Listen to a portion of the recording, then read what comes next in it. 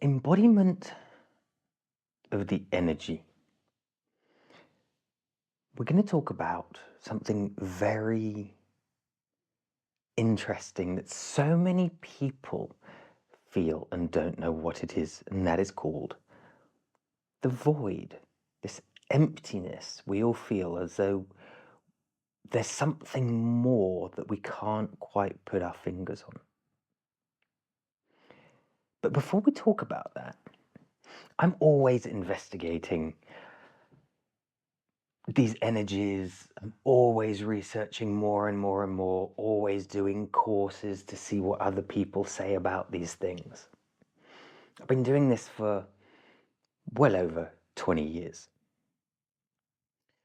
And I came across one person the other day that called energy healing ESP,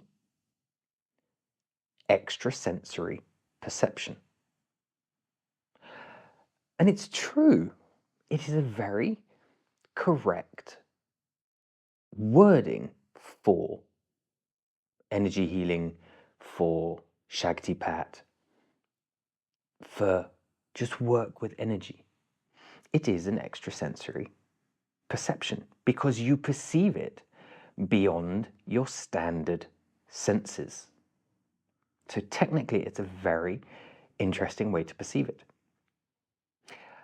And by understanding it in this light, something also makes so much sense. And this is the fact, if we look at philosophies, the yogic philosophies, the Buddhist philosophies, the Taoist philosophies, the hermetic philosophies, it doesn't matter which one we look at. Philosophy or theology intellectualizes the process. But when we put this process, when we put these feelings into words, especially in modern languages, that one word doesn't mean 10 different things, it means one specific thing. It makes it exceedingly difficult to put the energy and this void we're going to talk about into words. To fully and deeply connect with the energy, to fully and deeply and truly understand the void, we can't intellectualize it. We can't try and put it into words in our mind. It is about experiencing it. And this is why there are so many people that shun energy healing, that shun Shaktipat, that shun the very important energy of Kundalini, which Kundalini is not energy healing. Energy healing is prana, and energy healing can be tantric in nature, referring to the creative energy that we possess, the power to create new life within our reproductive organs. That is the true power of sacred sexuality. Now, yes, we feel that through, for example, energy orgasms. We feel that through the sort of sexual stimulation. That is how it connects us to this creative energy. But it doesn't have to be sexual in nature at all. It's just energy. It's the way we perceive it. When we take away these deep philosophies, it's a bit like in the teachings of Tantra. So we have yoga, which is first you have to do this, and then you have to do this, and then you have to do this, and then you have to do this, and then you have to do this, and they categorize everything. So if you want to go through all the steps of yoga, it's virtually impossible in one lifetime. But then if you look at the tantric classical tantric philosophies. They get to a point, yes, it intellectualizes everything, etc. But at the same point, there is this tantric philosophy, which is basically saying it's a question of one decision. To release karma is a question of one choice. That's it. But you have to not just say, oh, well, I choose this then. You have to embody that choice. And not mentally, you have to embody that choice energetically, without words. We can call this devotion to a goddess. We can call it invoking a god, because gods are not humanoid figures, as their metaphorical representations show us to help us describe the feelings in an artistic manner. They describe energy. As I say, gods are energy gates. So this void that everybody has at the back of their thoughts, as though there's more to life. How do I fill the void? Everything we do, everything designed, entertainment, sport, everything, it is designed to fill the void. It is not about filling the void, this space. It is about embracing. It is about embodying this void, this space, this freedom. People talk about, how do we break the matrix? Oh, well, we do this, that, and the other. To simply embrace the void, you will start to peel back the layers like an onion, and you will eventually reach the heart. So by embracing the void, by embracing the energy within the void, you will face challenges doing this. You will have to face your ego. You will have to face your shadows, which are all there. They're not bad things. They are there. Your subconscious mind gives them and creates the ego for you to protect you, to keep you safe, rightly or wrongly. Every fear you have is there to keep you safe. The primordial fears of standing on the edge of a cliff and looking down and you feel, ooh, yeah, it's to keep you safe from not falling off the edge. That is what fear is for. A fear of spiders is there to keep you safe so you don't get bitten if you have a fear of spiders. So they do work against you if you have a fear of cats and you see a cat in the street and you have to cross the street or turn the other way. They do stop you from being free, but yet they're there to keep you safe. They are, for use of a lesser word, they are your friend. It's just your friend doesn't know any better. It's like that friend that says, oh, you must do this, that, and the other. Don't do what you're doing. That's wrong. Because from their perspective,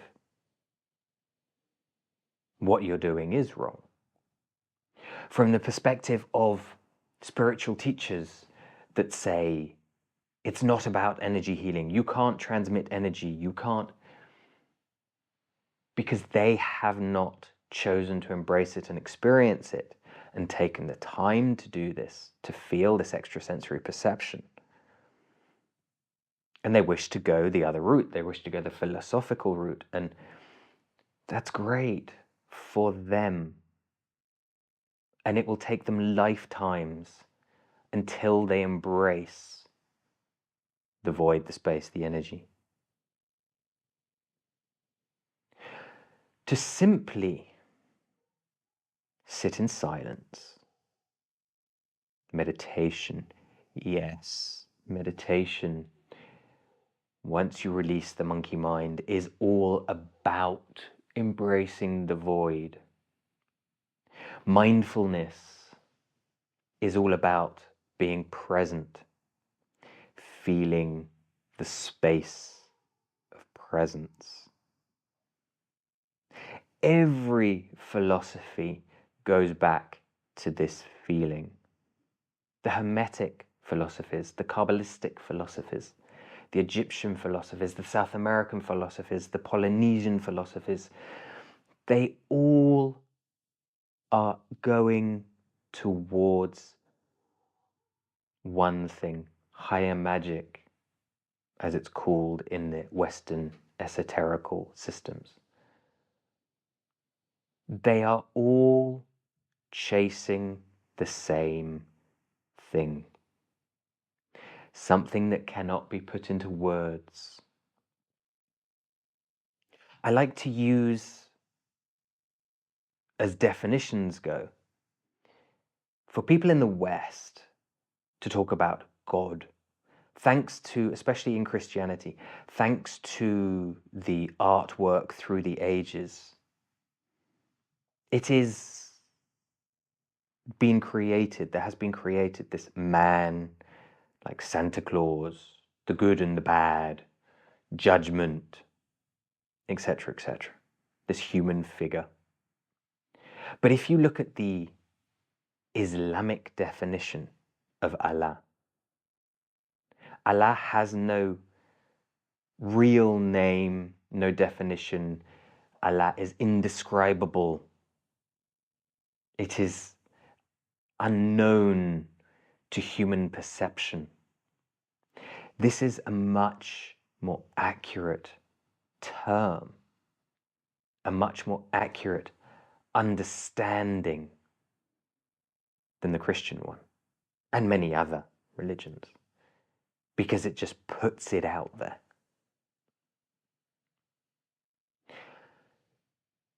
By sitting and embracing the void,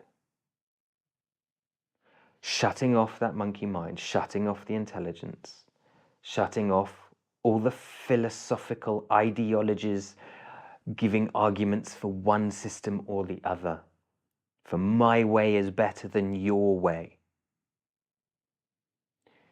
To shut them all off and just embrace what they are all chasing. It is a feeling, it is the energy, it is the connectiveness to this space.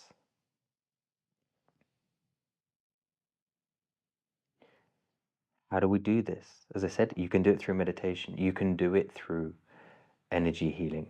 You can do it through many somatic practices. On the higher levels, they will get you there. You can do it through sacred sexuality practices. Now, of course, sacred sexual practices, for example, the neo-tantric practices, are actually really based off, if you look at them, the Taoist sexual practices. These were practices that concubines learned to, female concubines learned to take, because in those days it was, men were the leaders, to take foreign dignitaries to such states of ecstasy and bliss that they would reveal state secrets. So they do take you very high. And Neo-Tantra has taken these sort of spy techniques, medieval spy techniques, not for the purpose of revealing secrets, but to attain those states of bliss. It can be done that way. But those ways also, there are many problems with people and spiritual ego and people having the knowledge and manipulating others. We hear stories about those things the whole time. So whilst they can be done that way, that left-hand path, there are many left-hand paths, but that particular left-hand path is a very tricky one to walk down and doesn't need to be walked down at all to get to the same states. You just have to sit in the void, sit in the space. Said energy, whether you call it Reiki, whether you call it pranic healing, whether you call it angelic healing, Kundalini activation, there are so many energetic practices, shamanic practices. Even with plant medicines, they take you to hallucinogenic states to eventually reveal the void. So there are many different ways to do this. The one I choose over the others, more than anything, are the energy practices. Whether that is the tantric energy practices, using that creation energy we have within us, and the pranic practices. And because I have done the work, because I have fully awakened the Kundalini. Now, talking about awakening Kundalini, there are some people that say, you never awaken the Kundalini, it's always awake, it's always connected. Well, those people are just like the people who say astral projection is the same as dreaming. It's not. They just have not experienced true Kundalini energy, because true Kundalini energy, that cosmic energy, is a space opened up within the spine. It is a tube of space. It is not within the rest of the body, it is within the space. And when we connect to that, we connect to the cosmos.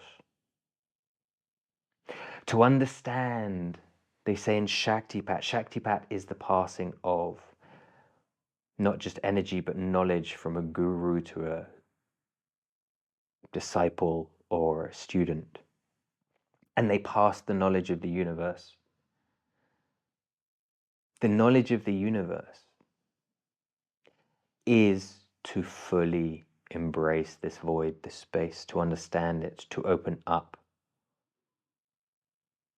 The cities are just ways to understand the level of how far you're going down this path. It's a way that you can say, oh, well, I'm going down this path because now I can do this, now I can do that. The cities are considered these fantastical superpowers, but yet they're just keys. They're just demonstrations to show you you're walking the path. I'm not going to talk about the cities here because, just like in yoga, they say, do not embrace the cities, do not get trapped by the cities. Use them as tools to guide you down the path, to show you where you are. And the cities are just like in Tantra. When people learn these and figure them out, just like the famous Aleister Crowley did, they can corrupt you.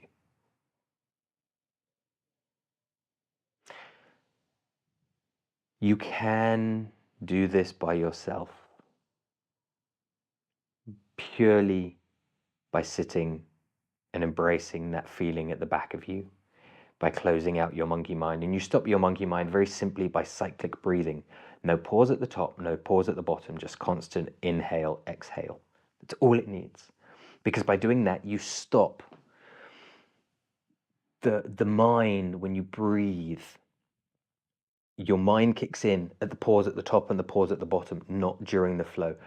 So by keeping the breathing cyclical, the whole point of the pranayama, to be able to embrace the prana, to be able to embrace the energy, through breathing. Now, yes, there comes a point that cyclical breath will only take you so far, and then you do have to do breath holds to go further. Mostly on, or the more powerful one is on the hold of the exhale rather than the inhale, which will take you further, combined with working the bandhas, combined with, yes, they all help. But that's more advanced work. If you wish to do those things, I discuss those. They are part of my course. If you're interested in going deeply into this, the link to my course is in the description. But if you wish to do this by yourself, if you don't wish to receive this through energy, if you wish to receive this through meditation, vipassana for 10 days, people do that. But it's not about doing it for 10 days. It's about doing it for 20 or 30 years, because it will get you there slowly, but it will get you there. Embrace the void. Embody the void. Feel that subtle, very subtle energy within the void. And by yourself, in time, that can open it up. Energy healing. Of course, Shaktipat, when you have released enough of your ego, can help you get there very, very quickly. Now remember, if you enjoy what I say in these videos, please remember to share them and hit that subscribe button as well as the notification button so you can receive more of these videos and receive the videos when I release them of energy transmissions, because yes, energy can be stored within video, just as light can be stored within video, sound can be stored within video, emotions can be stored within video, so can this energy. I also have another video. If you try to do those and don't feel a connection with the energy of the video, I have another video on my channel that teaches you how to connect to that energy within the video. So check out my channel, have a look at the videos on offer. There's more than that. There's lots of little information nuggets for you. As I said, hit that like button, share this on social media, and subscribe and hit the notifications button.